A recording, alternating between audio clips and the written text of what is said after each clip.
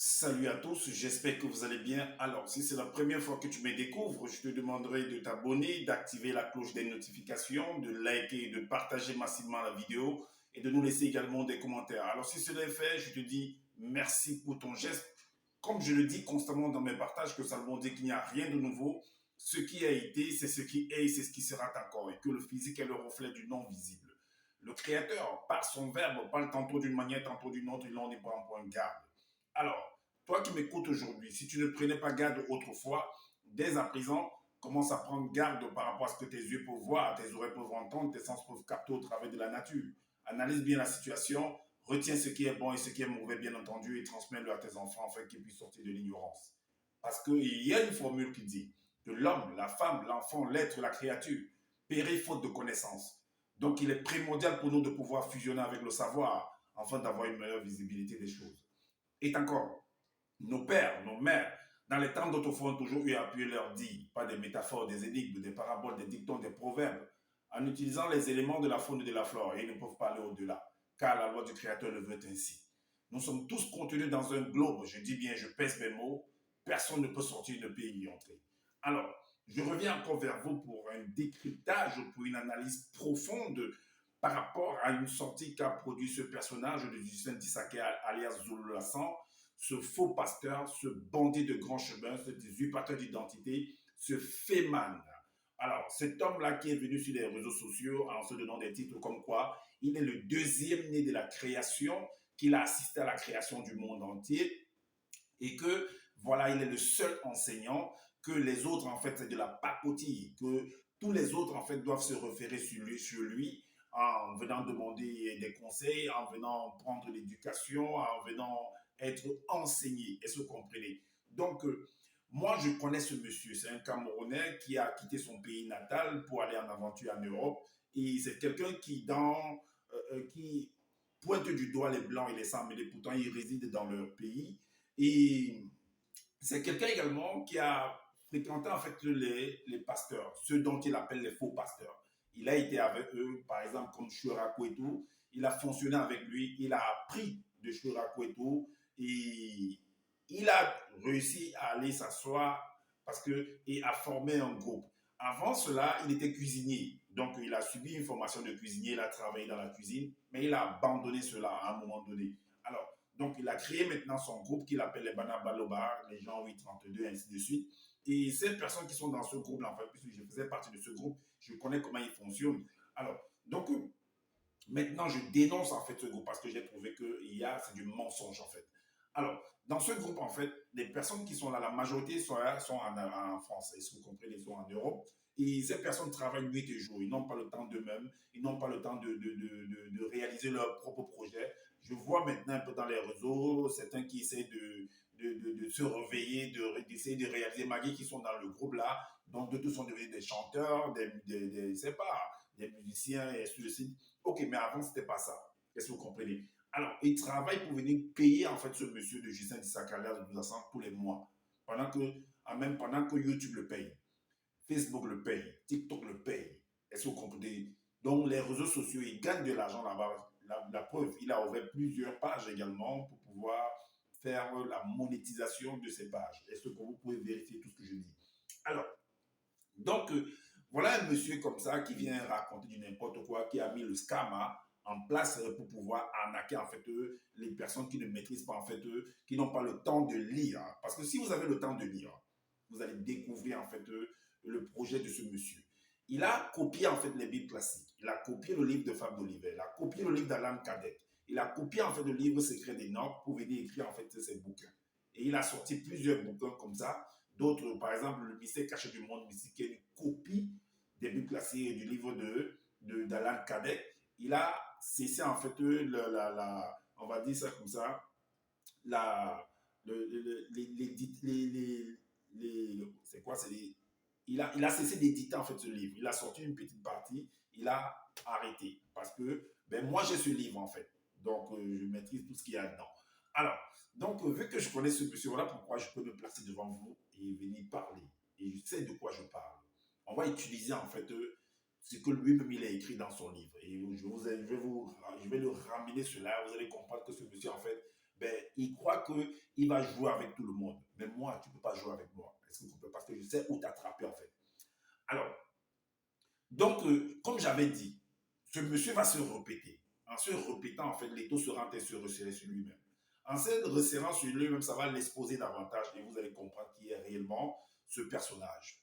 Ce qu'il est venu chercher à faire dans les réseaux sociaux, ce qu'il a mis en place pour pouvoir arnaquer, pour pouvoir scammer les pauvres citoyens, ceux qui n'ont pas le temps de lire, de vérifier, d'analyser. Je dis que la Bible est une œuvre littéraire. Et dans cette œuvre littéraire, il y a des mots cachés, il y a des mots secrets, il y a des codes, il y a des énigmes, des paraboles.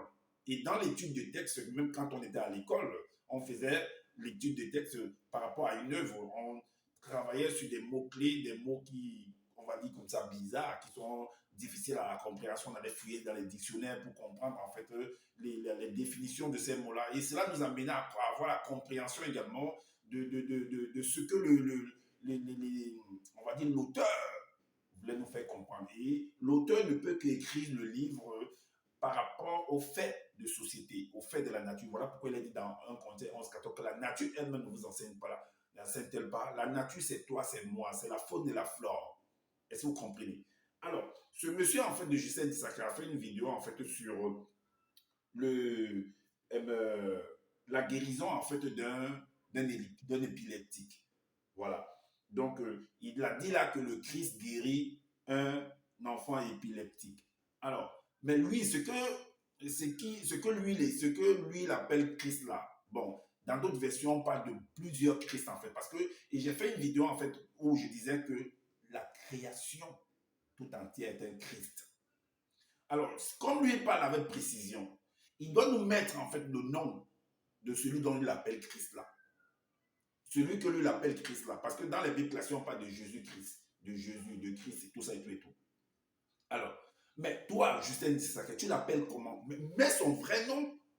Vu que toi, tu veux parler de la vérité, tu veux parler de la... Ne cache pas, ne viens pas mettre Christ. Mets le vrai nom que toi, tu connais dans ton livre. Dans son livre, en fait, il a mis Joe Kisabé Koudoumane. Mais viens écrire que Joe Kisabé guérit un épileptique ou Koudoumane guérit un épileptique et qu'on voit.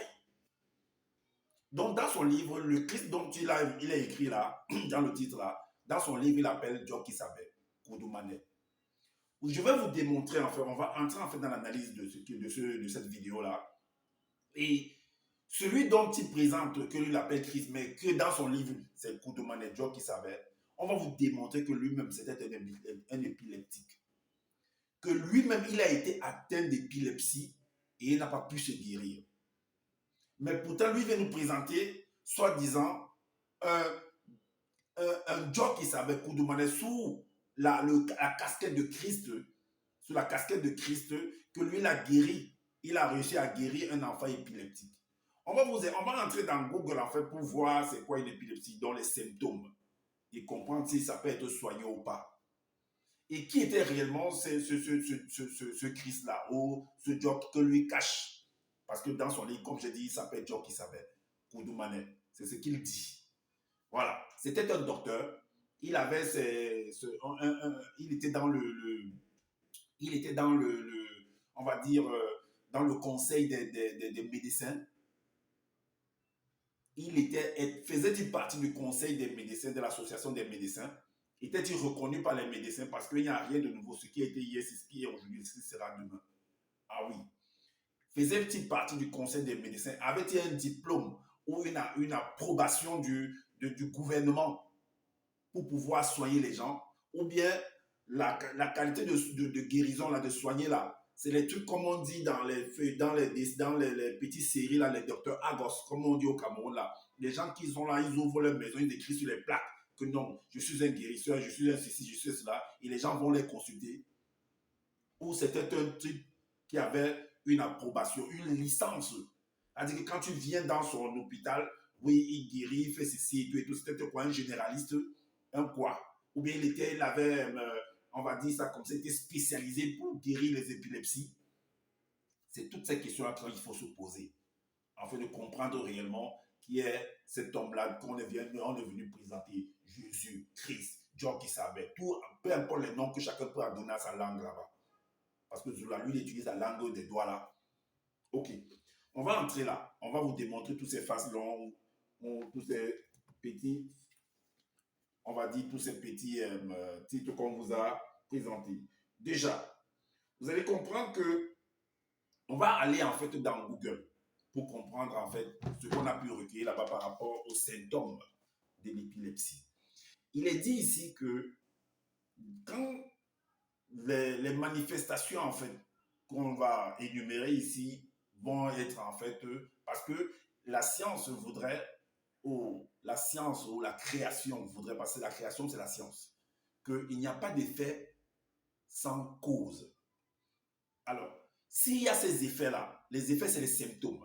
Ça veut dire qu'on doit connaître la cause. Et si on connaît la cause, on doit connaître également comment guérir. Est-ce que vous comprenez? C'est comme ça, il n'y a rien qu'on ne peut pas guérir. Ok. La contraction dans les symptômes, il y a l'enfant, la personne qui est atteinte en fait de ce qu'ils vont appeler épilepsie. Voilà, c'est les manifestations. Donc, il y aura des contractions, il y aura des contractions musculaires incontrôlées qui vont même aboutir à la convulsion. Donc, contraction, contraction musculaire. Ça veut dire que le muscle doit se contracter. Mais sauf qu'il y a une contraction musculaire incontrôlée en ce moment-là. Donc, ça nous donne, en fait, ton être, en fait, n'arrive plus à contrôler, en fait, ses effets. Tu deviens comme troublé, en fait. Est-ce que vous comprenez? Mais qu'est-ce qui peut amener ton corps ou bien ton muscle à être troublé comme ça? Et jusqu'à produire, en fait, de la salive. C'est ce qu'ils appellent la convulsion. La convulsion. Est-ce que vous comprenez? Alors, tu peux avoir également des hallucinations visuelles. Donc, tu arrives à avoir des troubles visuels et ainsi de suite. Mais qu'est-ce qui peut faire que tu aies des troubles de visuel, en fait, des troubles visuels, en fait? Est-ce que vous croyez? Même auditive, même gustative, en fait. Ça veut dire que même quand tu entends mal, ou bien quand tu goûtes la nourriture, ça ne donne plus, en fait.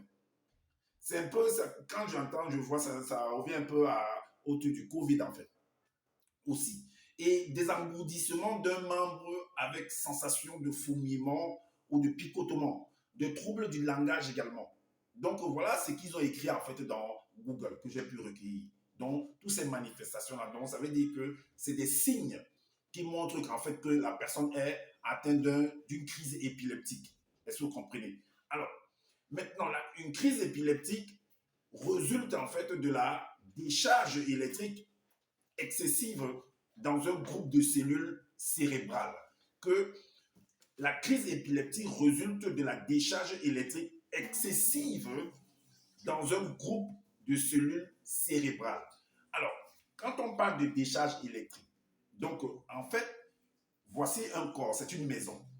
Ça veut dire que s'il y a une baisse de tension, vous allez remarquer que le récepteur qui est l'ampoule va commencer à flasher en fait. Va commencer à flasher. Ça veut dire que la tension n'est plus normale. Si la tension de la maison était par exemple indiquée à 220 volts, alors lorsque le récepteur qui est l'ampoule commence à flasher, les appareils commencent à décliner en fait, ben, ça veut dire que la maison ou le circuit ou l'installation est atteinte d'une crise épileptique. Est-ce que vous comprenez? Donc, est atteinte d'une crise épileptique. Mais ça se soigne. Comment on fait pour soigner quand la maison est en train de flasher?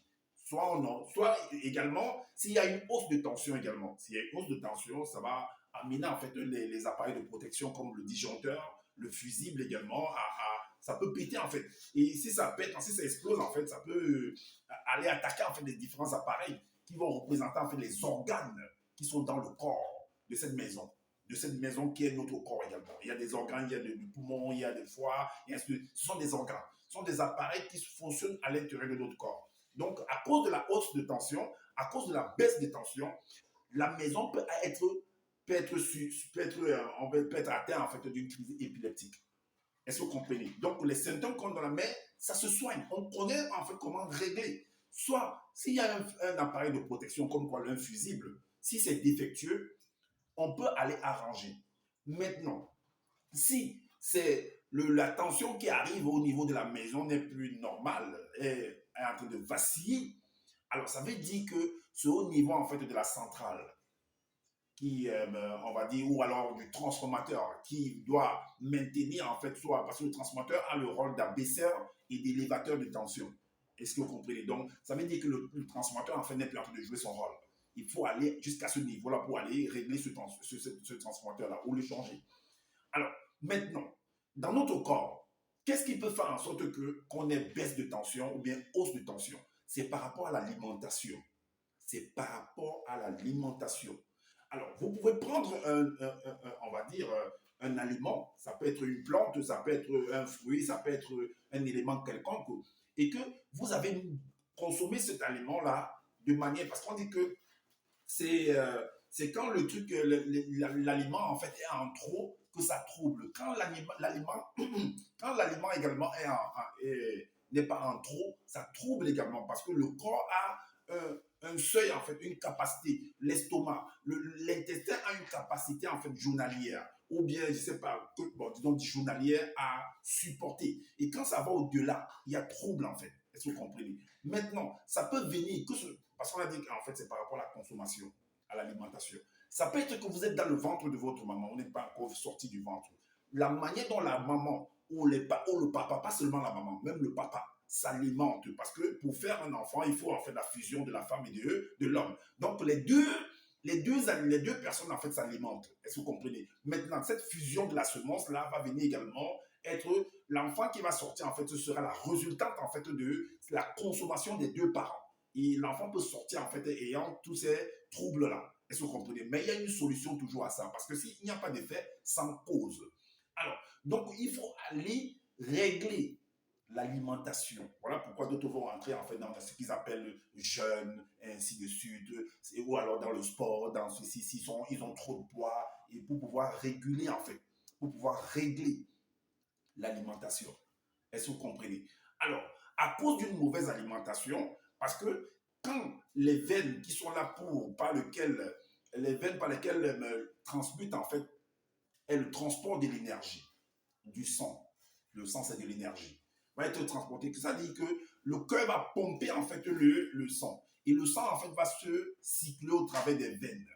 Que ce soit pour aller dans les différentes périphéries, les différents organes, que ce soit jusqu'au cerveau. Parce que quand on parle de troubles en fait cérébral, ça veut dire que le transport de l'énergie en fait, même quand on parle d'électricité, on parle de l'énergie. Est-ce que vous voyez? Et ce transport de l'énergie en fait, ce sont les électrons, ce sont des ions, c'est de l'eau. Est-ce que vous comprenez? Alors, quand ça arrive de manière, on va dire, basse au niveau du cerveau, parce que le cerveau doit être alimenté, c'est normal que ça cause en fait des troubles. Vous avez des problèmes de vision, vous avez des problèmes de l'écoute, vous avez même des problèmes par rapport au goût de la nourriture. Ça veut dire qu'il y a une baisse ou bien une augmentation en fait de l'énergie en fait, des hormones ou bien des hormones. Il y a une très hausse de ces éléments-là. Alors il faut réguler, il faut baisser. C'est pourquoi on parle parfois du pH. Le pH doit être à 7, 14. Et donc s'il y a le pH est bas ou bien haut, donc on parle d'acidité et d'alcalinisation, et ainsi de suite. Donc il faut réguler tout ça. Voilà pourquoi ils vont utiliser des appareils tels que des différents appareils de mesure, même en électricité. On utilise le multimètre pour pouvoir mesurer, ou bien un testeur pour pouvoir mesurer en fait si le courant passe ou pas, ou bien par rapport au multimètre pour voir le degré de tension, si la tension est vraiment normale, 220 volts ou bien, et tout et tout. Donc ça peut être plus ou moins, mais il y a un seuil que ça ne doit pas déborder. Si ça déborde, bam, vous tombez, vous aurez une crise épileptique. Est-ce que vous comprenez? Et maintenant, lorsque une femme, parce que dans ce domaine-là, ou un homme, ils sont dans l'accouplement en fait. Et vous allez remarquer que les manifestations, que ce soit de l'homme ou de la femme en fait, lorsque ces manifestations se produisent en fait, et c'est ce qu'on appelle une crise épileptique. Ce qu'on appelle de l'orgasme en fait. Alors, dans l'orgasme en fait, ben, il faudrait que dans ce qu'on appelle les caresses en fait, parce que les caresses en fait vont générer en fait, c'est un champ magnétique, ça va créer en fait un champ magnétique. Et c'est ce qu'on appelle, et d'où l'excitation en fait.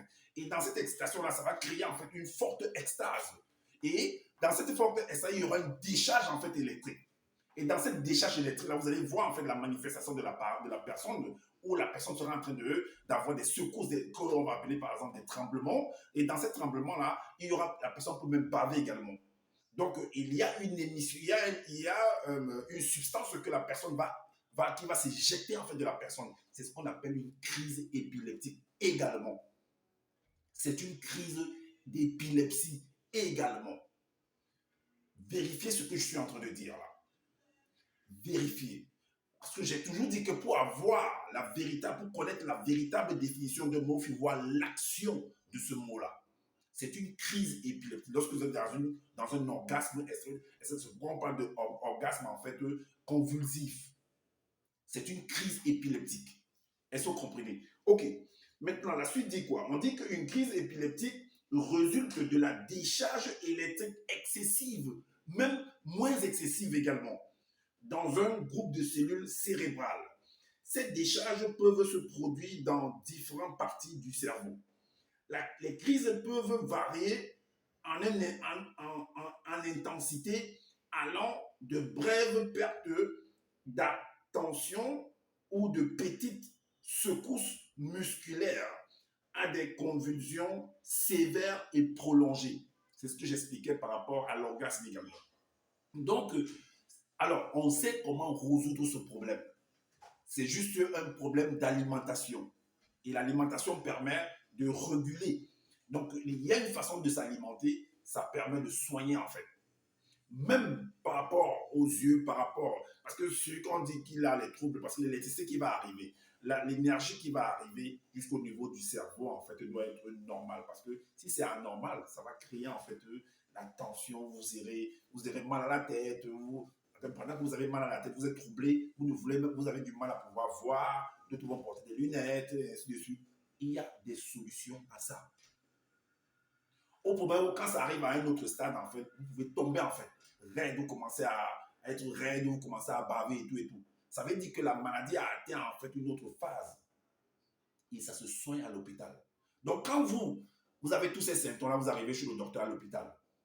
Il vous dit que vous êtes possédé par un démon, c'est ça? C'est ce qu'il vous dit là-bas, que vous êtes possédé par un démon. Mais ce n'est qu'au quartier, ce n'est que dans les villages sales là-bas qu'on emploie en fait ce genre de terme-là. Vous pensez que le médecin, dans son laboratoire, dans son bureau là-bas, il va vous dire que vous êtes atteint d'un démon? Vous pensez que c'est le langage qu'il va utiliser? Mais vous, quand quelqu'un utilise un langage de démon, tout ça, vous voyez un peu où son environnement, où est-ce qu'il vit? Où est-ce que cette personne vit? Alors, donc, on va entrer dans le livre de ce monsieur. Donc, voilà ce qu'on a recueilli dans Google et qu'on vous a apporté comme explication. Maintenant, vous aussi également, vous pouvez encore aller pousser les recherches. Parce que c'est ça le but, de vous amener à analyser, à connaître comment analyser, d'aller faire des recherches et voir comment faire pour résoudre ce genre de problème. Parce que tout est lié. C'est ce qu'on appelle dans un autre langage, le totem. Ça veut dire que tous les organes sont liés. Ça veut dire que si on résout un organe, ça va communiquer avec nous les autres pour résoudre également les autres, leurs frères également. Est-ce que vous comprenez? Même dans la nature, on parle de ça. Par rapport aux arbres, aux plantes, et quand tu réussis à nous, ça communique avec nous parce que c'est la même racine, ils sont sur la même terre. Est-ce que vous comprenez? Alors, on va aller dans le livre de ce monsieur, de Justin Dissaquet, où est-ce qu'il est parti en fait par rapport à la guérison de cet enfant, cet homme ou cet enfant épileptique. Alors, c'est dans son livre en fait qu'il appelle l'Évangile caché de Kodoumané, chapitre 46, à partir du verset 1 à 6. Là, c'est les symptômes de la maladie. Ok. Là, il est dit que 3 jours après, un homme connu, selon ce qu'il a écrit, vint se poser devant Jock Isabelle, les genoux au sol, non point pour l'adorer, et lui dit. Alors, je me rappelle également dans les Bibles classiques qu'il y a une femme, en fait, syrophénicienne, qui est venue auprès de ce personnage de Jésus, que lui, il appelle Justin Dissaquet, ce faux pasteur, ça l'appelle Jock Isabelle, pour venir lui présenter sa fille, qui était également malade, possédée, selon ce qu'ils ont écrit, mais il a refusé, en fait, d'aider cette femme-là. Est-ce que vous voyez? Même ses apôtres ont en fait insisté de renvoyer cette femme, de chasser cette femme, qu'elle criait trop dans leurs oreilles. Mais par contre, celui-ci est venu s'incliner devant lui. Et voici ce qu'il dit. Moulé dit ça, dit, Maître, aie pitié de mon fils. Il a en lui un démon qui l'empêche de parler. Donc il dit en fait, le monsieur, c'est ces gens de personnes qui ont déjà entendu des choses, oh non, les ragots du quartier en fait.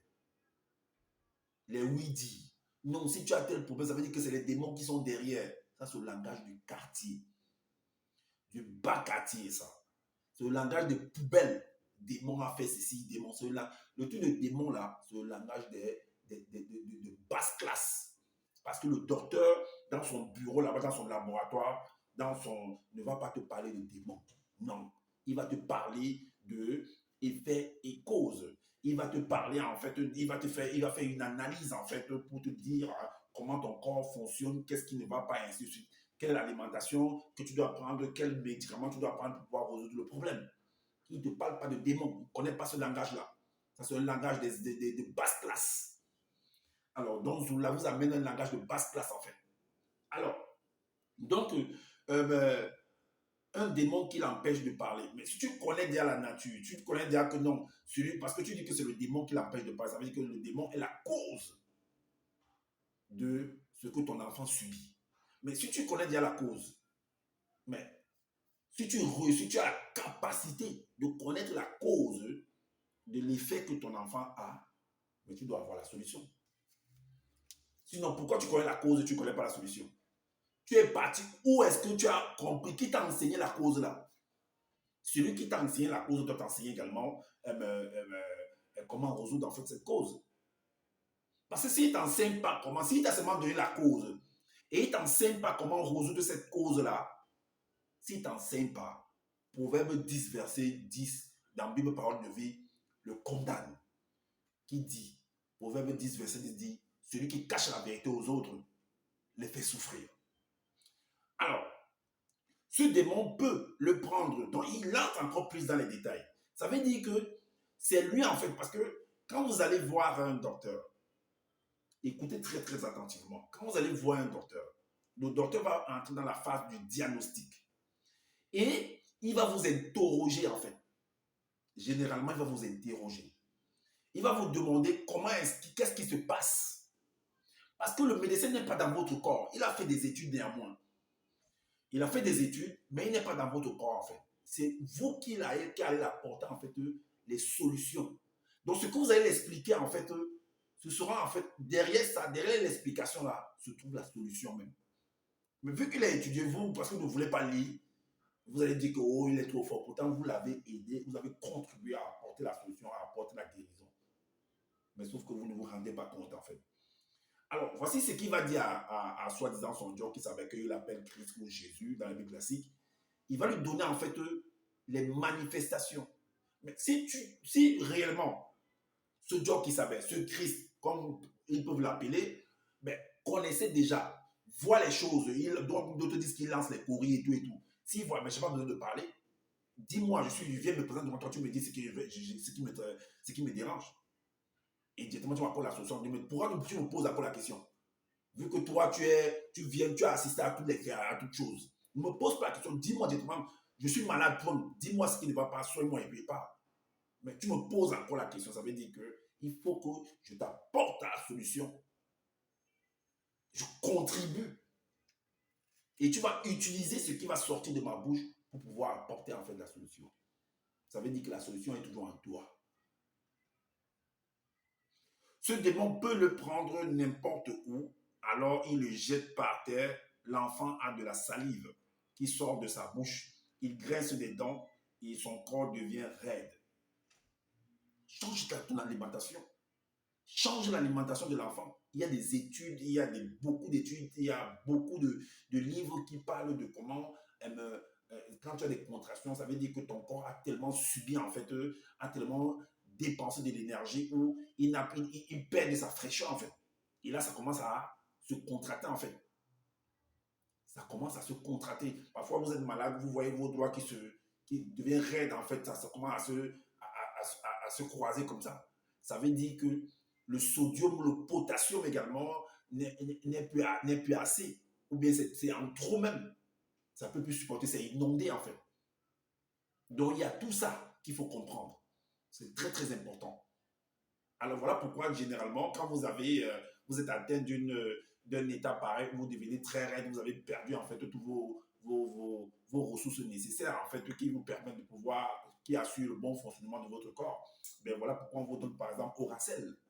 Si vous avez fait trop de diarrhée, un exemple, si vous avez fait trop de diarrhée, de vomissement, vous perdez, en fait, votre fraîcheur, vous devenez maigre. Vous perdez du liquide. Voilà pourquoi on va on va vous recommander de prendre par exemple de l'eau salée, Oracel. Parce que vous avez perdu du liquide. Vous devenez raide en fait. Mais il y a plus d'autres, il y a beaucoup de choses par rapport aux différents symptômes en fait, pour pouvoir résoudre tous ces problèmes-là. Alors, donc, hier, je l'ai amené à certains de tes apôtres et ils n'ont pas pu guérir. Ils n'ont pas pu guérir. Ils n'ont pas pu le guérir. Alors, tu l'as amené chez les apôtres. Mais tes apôtres, après avoir été en face de ce problème-là, est-ce qu'ils sont venus te voir pour te dire, maître, voilà ce que nous avons traversé comme problème et nous n'avons pas pu, ben, dis-nous qu'est-ce qu'il faut faire, ou alors, si les apôtres ont reçu cette personne-là, pourquoi ils ne l'ont pas amené directement chez le médecin ou bien, je ne sais pas, parce que vous êtes considérés comme des employés, vous êtes des disciples. Mais si quelque chose vous dépose, vous devez aller voir votre maître en fait. Est-ce que vous êtes allé le voir? Je m'adresse aux apôtres là. Est-ce que les apôtres sont allés le voir directement? Non. Ça les a dépassés, ils ont gardé pour eux. Vous voyez un peu le désordre dans cette société-là, dans ce groupe-là. Il a fallu que c'est l'homme qui a le problème, qui revienne un autre, je ne sais pas où c'est un autre jour, mais c'est le même jour, pour venir voir maintenant son Christ ou bien son Jésus ou bien son Dieu qui savait qu'il appelle au coup de matin, pour l'expliquer que voilà, j'ai amené. Donc, c'est comme s'il venait en fait trahir en fait les apôtres. Parce que les apôtres ont reçu, ça les a dépassés, ils sont pas allés dire directement à leur maître, à leur mentor, que voilà ce que nous avons traversé, pour avoir des solutions et savoir comment résoudre cela. Ils ne l'ont pas dit. Vous voyez un peu la société dans laquelle les gens là vivaient, des cachotteries. Alors, donc le monsieur va donc révéler cela que voilà, tes apôtres n'ont pu rien faire. Car, donc il dit que c'était hier, donc le lendemain en fait. Alors, car ils n'ont pas été les plus forts durant leur combat spirituel contre le démon qui a pris possession de mon fils. Donc, ils n'ont pas été plus forts.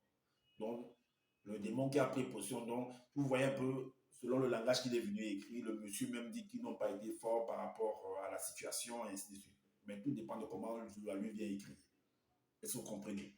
Alors, maintenant le verset 4, c'est pourquoi je viens directement à toi. Je viens directement à toi. Alors, maintenant, quand il explique ça, le monsieur, son Dieu qui s'appelle, son Jésus là est au courant, son sauveur là est au courant, il va se retourner sur ses apôtres et il va en fait employer des termes durs envers ces personnes-là. Donc, il va un peu les exposer. Homme lent à comprendre et fermé. Donc, il va les ridiculiser en fait. Répondit Dieu qui s'abat en s'adressant aux apôtres qui n'ont pas pu extirper ce démon. Jusqu'à quand serai-je avec vous? Donc, il va commencer à gronder même. Il va gronder, il va blâmer, et ainsi de suite, comme un patron fait devant ses employés. Alors, jusqu'à quand serai-je avec vous? Jusqu'à quand vous supporterai-je? Je vous ai trop supporté, comme quoi je vous ai beaucoup apporté, mais vous êtes toujours fait du n'importe quoi en fait. Amenez-le ici, amenez-le moi ici. Le verset 6 dit, Dieu qui s'appelle parla sévèrement. Ça c'est très très important ce verset 6 là. Il a parlé sévèrement aux démons. De la même manière qu'il a parlé sévèrement à ses apôtres, parce que c'est aussi sévère ça. Oui. Il a parlé sévèrement aux démons qui sortit de l'enfant et il fut guéri à l'instant même. Ok. Là, le verset 6 là, ça veut rien dire du tout. Je le dis et je pèse mes mots. Il a parlé sévèrement aux démons qui sortit de l'enfant et il fut guéri à l'instant même. Ça ne veut rien dire. Mais en même temps, nous allons décortiquer ce mot de parler sévèrement là. Parce que si tu viens dire aux gens qu'il a parlé, qu'on a amené quelqu'un devant lui et directement tu as parlé sévèrement devant l'enfant, le démon, l'enfant a guéri, ça veut dire quoi? Ça veut dire quoi dans la science? Mais attends, tu nous prends pour des enfants du canard sauvage ou quoi? On t'a dit que c'est comme ça que la science se produit. Il y a l'écrit, il y a l'oral et il y a la phase pratique. Quelle est la phase pratique qui a été administré, qui a été employé pour que cet enfant guérisse? Quelles sont les méthodes? Quels sont les ingrédients? Quelle est la prescription médicale ou naturelle, si vous voulez, qui a été employée pour que cet enfant-là puisse guérir? L'enfant-là a guéri en un jour pour une maladie qui est des années, on ne sait pas, ou des années ou bien des jours sur cet enfant. Donc tu viens et tu parles seulement que le démon sort et comment à partir de l'enfant retrouve tous ses sens. Ah bon? Je vous dis, c'est faux. C'est faux. Il y a beaucoup de personnes dans son groupe là, je suis Justin Sacré. Je vous ai parlé l'autre jour dans la dernière vidéo qu'il y a une femme qui est atteinte de crise épileptique au niveau de ses yeux, n'arrive pas à voir là, c'est pourri, même ça a changé de couleur, mais elle n'a pas pu prononcer une parole sévère pour que cette femme-là puisse guérir. Ou alors peut-être disons que ce n'est même pas le démon.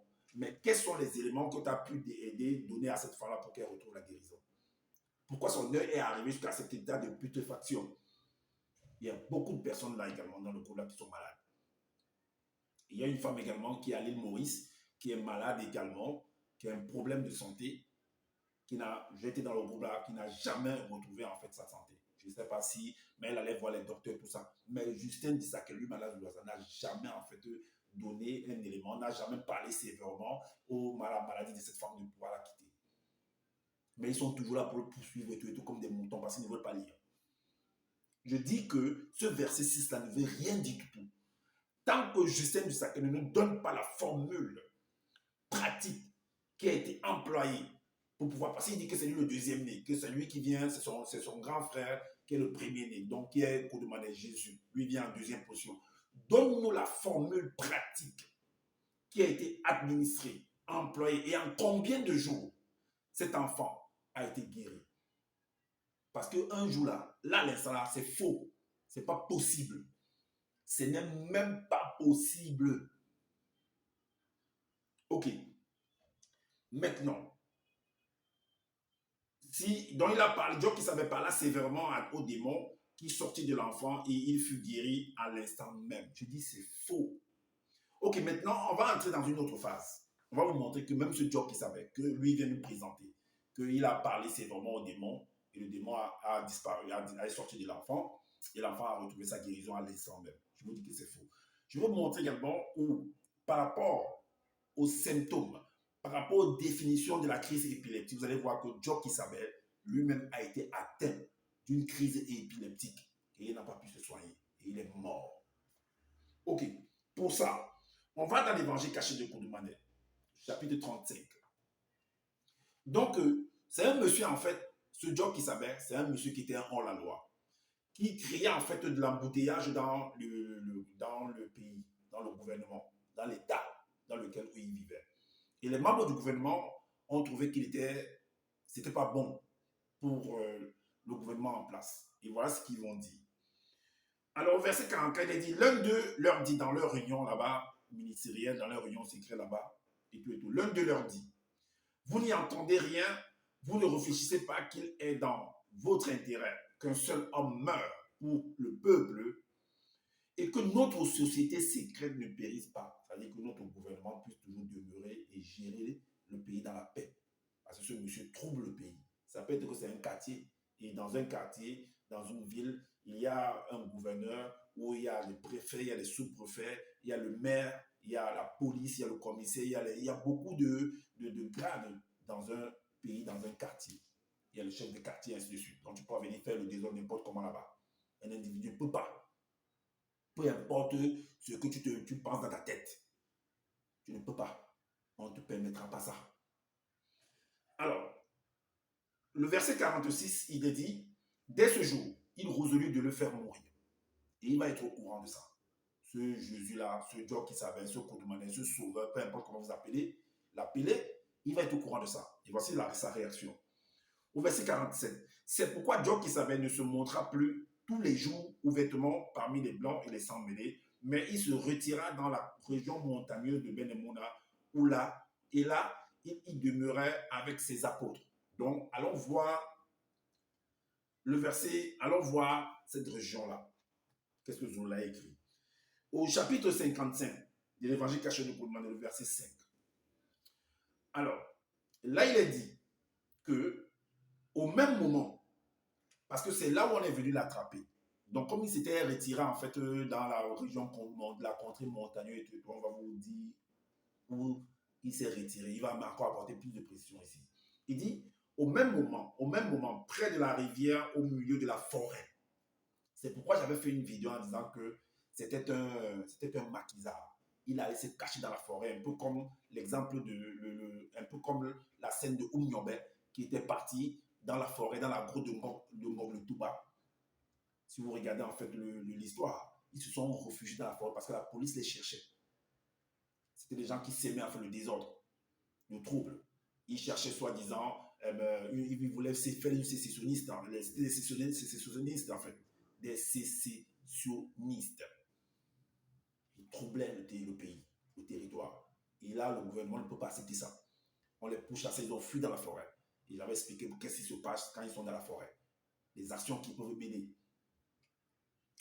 Alors, au même moment, près de la rivière, au milieu de la forêt sacrée. Au milieu de la forêt sacrée. Donc là-bas, ils étaient réfugiés là-bas, ils campaient là-bas. Ce monsieur, Jock qui s'appelle, dit aux 11 apôtres, asseyez-vous ici pendant que je m'éloigne pour prier. Pendant qu'il va prier là, il y a quelque chose qui va se produire. Parce que dans la prière, tu vas te remémorer de beaucoup de choses. Tu vas te mettre à parler. C'est un peu comme dans Origine chapitre 2 au verset 18. Comme Justin Dissaka a écrit par rapport à Moto, qu'il était en train d'observer dans la nature. Il observait la nature, il observait ce qui la faune et la flore. Et là-bas, il y a une pensée qui s'est matérialisée dans son être. Est-ce que vous comprenez? Donc, il est en train de cogiter. Donc, quand il s'éloigne pour prier, c'est ce qui se passe. Il est en train de réfléchir, de méditer, de parler. Mais pourquoi il a fait? Pourquoi à cet instant-là, il a fait ça? Vous allez comprendre. C'est pourquoi je vous ai dit qu'il a été atteint d'une crise épileptique. Ok.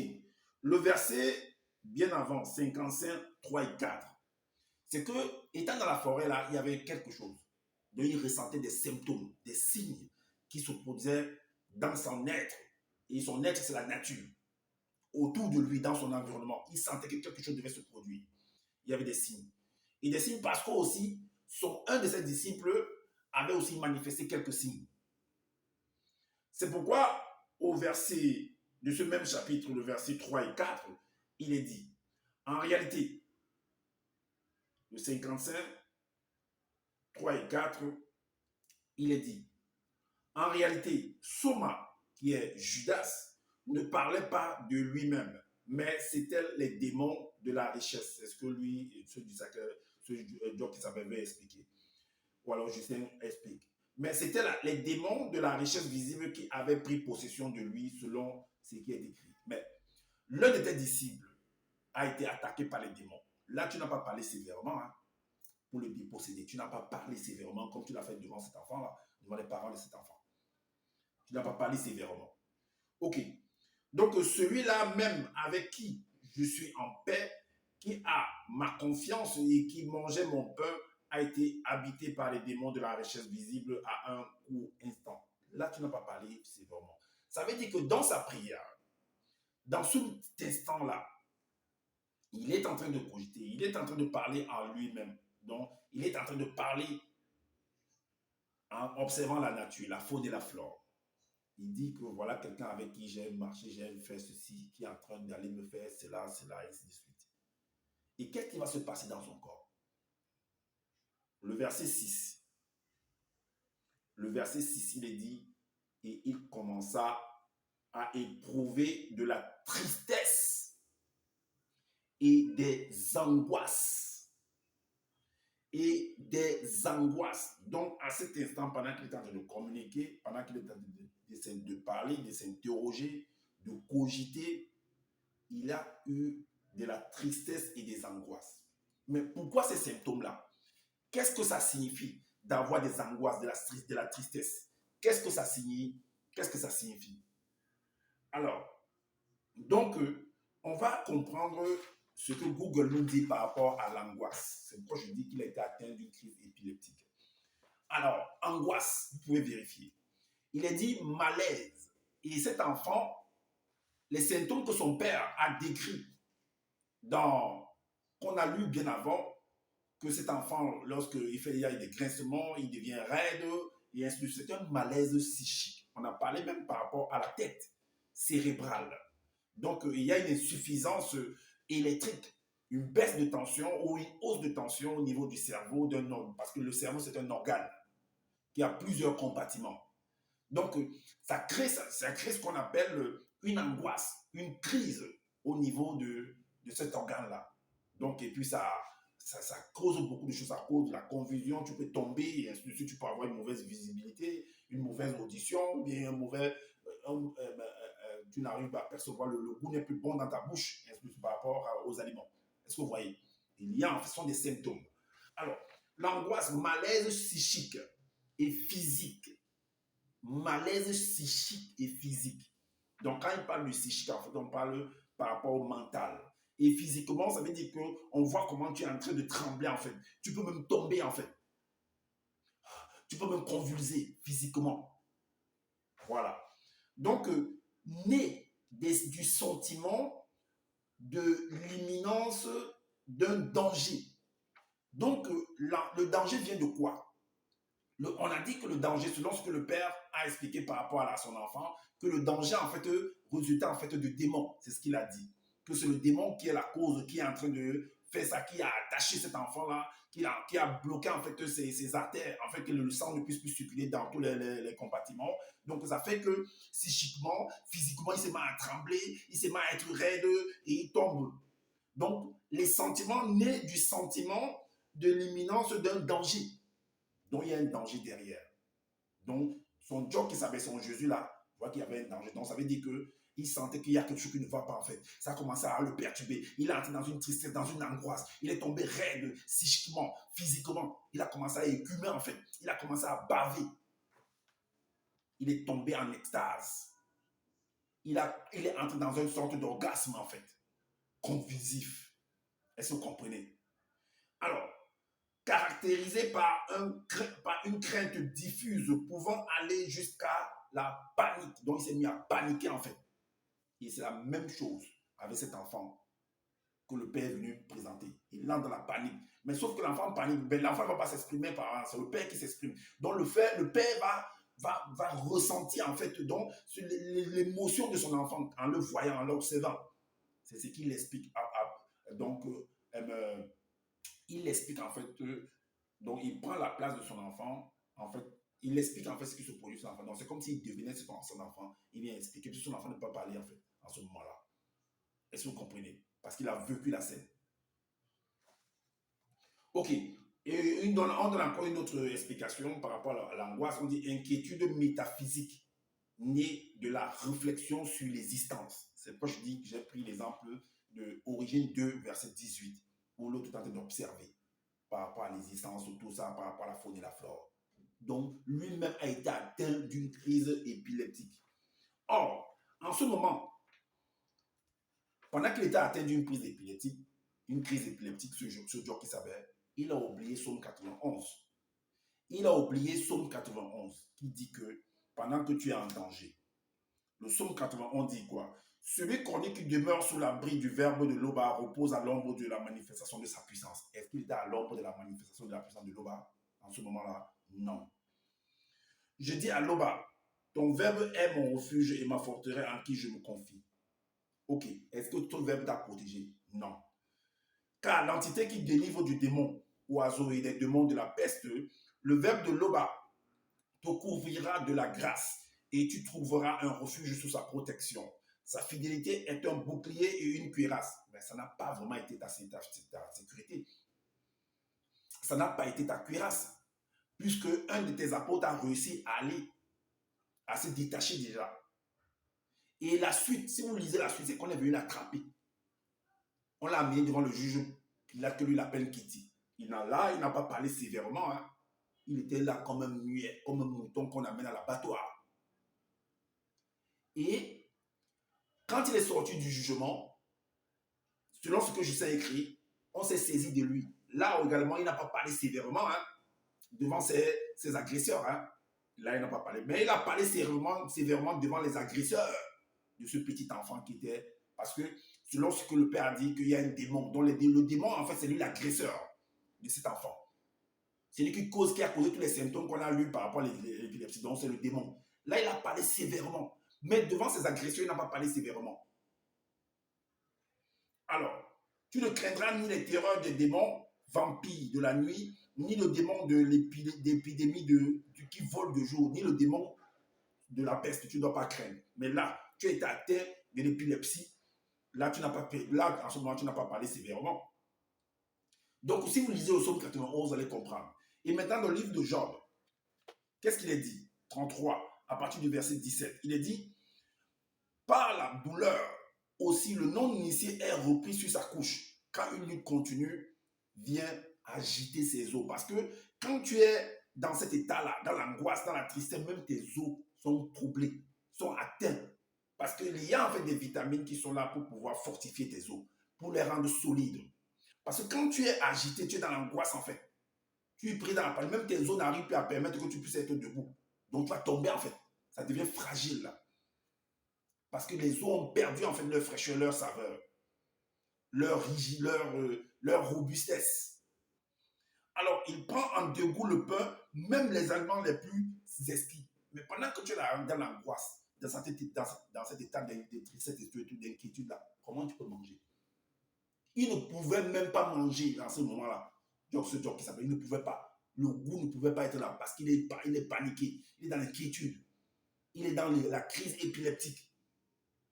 Sa chair se consume et disparaît. Ses os qu'on ne voyait pas sont mis à nu. Oui, en cette sensation, on décrit là l'instant là en fait également. Il a dit que cet enfant, il a parlé sévèrement, il a laissé l'enfant à guérir. Mais à l'instant, on peut regarder ta décomposition en fait, on peut mettre des appareils, on va voir comment tu vas te dépérir en fait. Son âme s'approche de la fosse et sa vie de l'entité des châtiments en charge du domaine de la nature. Mais s'il se trouve pour lui un veilleur intercesseur par l'intervention des initiés, un veilleur d'entre les myriades qui annonce aux non-initiés par l'initié la voie qu'il doit suivre, le veilleur manifeste la compassion pour lui et vient le délivrer. Mais est-ce qu'on t'a délivré? Job qui savait, je m'adresse à Zolasan.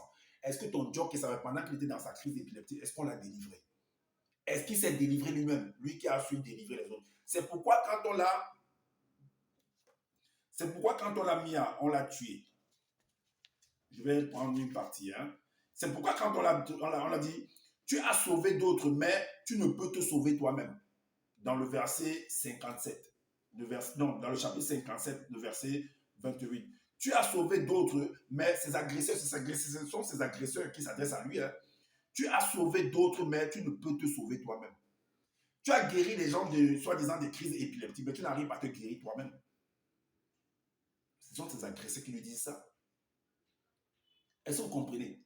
L'ange intercesseur était où? Donc voilà, donc des balivènes, des bêtises que ce Justin Dissaquet, ce bandit de grand chemin, ce faux pasteur-là, qui vient sur les réseaux sociaux pour raconter de n'importe quoi, j'ai dit, je vais te remettre sur les rails. Je suis là pour ça. Je vais te remettre sur les rails. Si tu ne sais pas analyser, moi, je vais t'apprendre comment analyser. Et aider également à ceux qui n'ont pas le temps de pouvoir analyser, ou alors qui ont oublié en fait comment faire l'étude de texte, comment analyser, faire une analyse logique. Je vais les aider à se remémorer. Oui. Et ça s'adresse également à tous ceux qui se disent pasteurs, bishops, tous ces personnes envoyées de Dieu qui viennent enseigner sur le même sujet. Ça s'adresse à eux également. Donc, voilà l'histoire. Non, il a guéri des crises épileptiques. Il a guéri des cécis. N'importe quoi. Les guérisseurs de quartier, des bidonvilles, des salles de quartier où les gens vont consulter, on parle des saltons, mais tu et tout, on lance des courriers, tu et tout. Voilà ça. Tu vas lire l'heure. En 2 jours, tu n'arrives pas à faire 1000 abonnés. Je vérifie tes statistiques. Tu n'arrives pas à faire 1000 abonnés. Pourtant, tu as 28. Qu'est-ce qu'il dit? En 2 jours, tu n'arrives pas à faire 1000 vues sur une vidéo. Pourtant, tu as 28 800 abonnés. Tu n'arrives pas à faire 1000 vues. Tu ne vois pas qu'il y a un problème? Tu ne vois pas qu'il y a un problème avec toi? Tu es un menteur. Tu ne peux rien du tout. Tu es un commerçant. Tu es là pour escroquer ceux qui n'ont pas le temps de lire. gloire à l'Oba, gloire à ceci, bullshit, du n'importe quoi. Je le dis haut et fort. Si tu penses que tu as un pouvoir, je t'attends. Sors de ton corps, je t'attends chez moi. Je viendrai témoigner, si tu permets, n'importe quoi. Apprenez à lire. Ayez le temps de lire, d'analyser, de vérifier. On ne viendra pas vous raconter du n'importe quoi. C'est une œuvre littéraire. Et il y a une étude de texte qui doit être faite pour entrer dans la compréhension et comprendre comment le monde fonctionne. Comprendre comment le monde fonctionne, comprendre qui vous êtes. Parce que vous êtes le monde. Nous sommes le monde. Oui. Vérifiez par vous-même. Donc, c'est ce que moi j'avais à vous présenter. En fait, vous comprenez qui est réellement ce personnage de Justin Dissaker, ce Zoulassant, ce bandit de grand, ce faux pasteur, ce faux prophète là qui vient raconter du n'importe. Je suis le deuxième de la création. J'ai assisté à la création du monde. Je suis le seul enseignant. C'est chez moi qu'il y a la révélation. Les toutous qui sont là qui ne veulent pas apprendre à lire. C'est à cause de ma compréhension. C'est à cause du fait que je lisais beaucoup. Je lis beaucoup qu'il m'a sorti de son groupe. Et il a allé raconter du n'importe quoi à celle que j'ai épousée. Est-ce que vous comprenez? Petit jaloux que tu es, je vais te pourchasser jusqu'à ton dernier retranchement. Je suis là, je me suis donné cet ordre-là. Voilà, c'est une décision qui est arrêtée. C'est comme ça, toi et moi, c'est jusqu'à la gare. Alors, comme je le dis constamment dans mes partages, que je n'ai pas la science infuse. Si vous trouvez qu'il y a des manquements par rapport à ce que je viens de dire, dites-nous en commentaire, sinon faites des vidéos pour pouvoir aider les uns et les autres également. Activez la cloche des notifications pour être averti. Abonnez-vous et ben voilà, likez, partagez massivement cette vidéo aussi afin de faire connaître les postures de tous ces gens-là, des bandits, des commerçants qui sont là partout. Si nous tous, nous sommes capables de pouvoir faire des vidéos. Si vous apprenez, faire des vidéos comme moi et gagner de l'argent sur les réseaux sociaux. C'est possible pour tout le monde. C'est possible. Apprenez, lisez, maîtrisez un domaine et faites-le. Et prenez soin de votre santé, prenez soin de votre famille car c'est important pour le combat futur. Je vous dis à bientôt. Ciao.